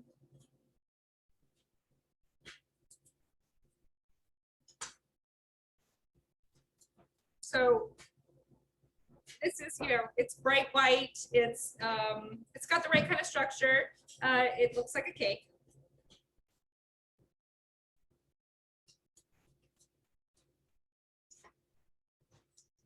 This one in particular has more blueberries, but you can see it's got just a really pretty color. Like, to me, I just love the color of this muffin. And like I was talking about when we were mixing it, this is a pretty heavy blueberry one. I could pick another one if you guys want. But that really pretty color of the dough itself, or well, it's not dough anymore, but the cake itself, how it mixes with the blue, it almost has a, I don't know, a certain blue. It just looks more natural to me. Like this kind of is like, whoa, like I know what that's going to taste like. It's going to taste really sweet. This, I'm like, oh, it's going to taste like blueberries. Obviously, beyond the fact that there's a million blueberries in this one and like 2 in that one. But the texture is crumbly. And remember, this is 100% whole grain. It's got a beautiful texture. It's still a little warm because we baked everything while we were doing the class, but it's crumbly, it's soft. It just, that to me looks really, really delicious. And we've got our scone. Now, I'd say, to me, the scone is actually the thing that kind of looks the darkest to me. That's because we use the spelt flour. Base out of there, but this spelt flour. If you, a couple different things, a couple little like tricks, if you will. This is a sweet one. This was a savory one. I didn't put anything on top of either one just so that they were similar. This has cheese in it. This has the dried fruit in it. So we eat with our eyes first. If for some reason you're like, this looks a little brown, I hear that. Well, I picked dried strawberries, which are actually pretty brown. And I didn't put any sugar on top of it. I didn't put any egg wash on top of it. I didn't put any cream on top of it. So depending on your flavor, not so much your flavor palette, but depending on your visual desires, you could easily dress this guy up by choosing a more colorful fruit. So maybe a cranberry, something more vibrant, a cranberry, a dried apricot. Oh, an apricot would be great. Something like that, or fresh fruit, a blueberry. I think that I feel like blueberries of all the berries are the easiest to bake with. Blackberry would be nice, something that is going to give it vibrant color, especially as it cooks. And then you could do that little bit of sugar that we talked about. If you're going to do that, you do need to brush it with either a little cream or a little egg wash. If you want to keep it egg free, just brush it with a little cream and then scatter sugar on it. And what's nice is as the scone rises and bakes, it's going to separate the top a little bit, and that you're going to get that really pretty crackly crust. But I want us to look at is the crumb structure. So, I think that that's really beautiful. It's flaky, and that's flaky from all those big chunks of butter. You do want, and I think I noted this in the recipes for you guys. If not, let me just repeat it. You do want to let your products made with whole grain cool 10 minutes to 15 minutes longer. Start with 10 if you really want to get them on the table and eat them while they're warm. But you do want to probably let it cool 10 minutes longer than you would with conventional flour, because this is going to hold on to more moisture than the white flour option. So this to me, this is fully baked. This is really pretty. It's crumbly. It's light. See, it just breaks in two like that. And that's really beautiful. And that is the result of those big chunks of butter, of sifting the flour. We incorporated the little bit of spelt back in, but of sifting the flour, and then minimally working with it. So I mixed this all by hand. I didn't use my mixer at all, so that I didn't develop any of that gluten really beyond what just immediately develops. I wasn't trying to develop any gluten. So after seeing those products, what do you guys? I know everybody's not like one voice on here, but does anybody have any thoughts or questions? Do things look like you thought they would look? Are there any surprises? How can I help you guys take these things back home into your baking in your kitchen for success? Well, we still have questions from before you shared those images. One, we have a cottage baker near Santa Cruz that's looking to buy quantities of whole grain of local wheat, other than Coke Farms. They can't. Oh, other than Coke Farms. he needs 2,000 pounds. Can you recommend anything? What I would recommend, he needs 2,000 pounds. Yeah. I would recommend, maybe we're going to get the contact information for people so we can also help, and my email is just really easy. It's just Avery at Manresa Bread. I'd recommend he reaches out I can't give, off the top of my head, I can't remember the person's contact, but there is a California Grain Collective that's entire goal is to do what we're talking about right here, which is connect smaller farmers or local California farmers with bakeries, especially smaller bakeries. And so there's a woman named Leanna Lightman, and she and two other people founded this program.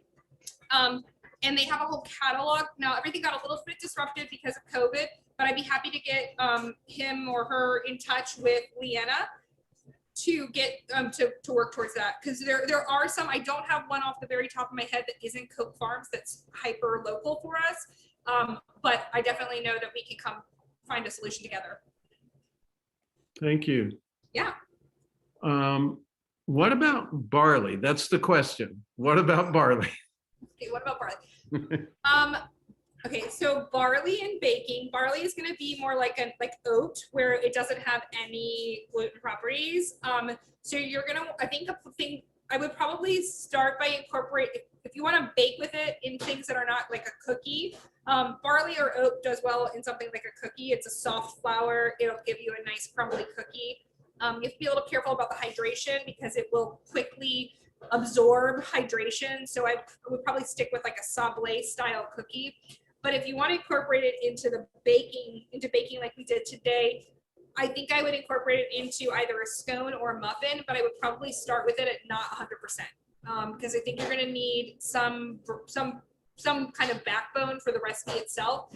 And barley to me is just very crumbly, so like a drier scone would work well for that. Like a soda bread, barley could be a good place to put that in there.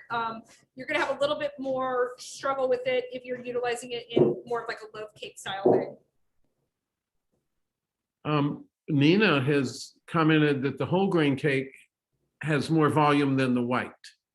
Yeah, Nina, that's my fault. I have two, I have two containers that are really similar sizes, and I didn't realize that I grabbed two slightly different size loaf pans. So the reason is that the white was a little tiny bit longer than the whole grain.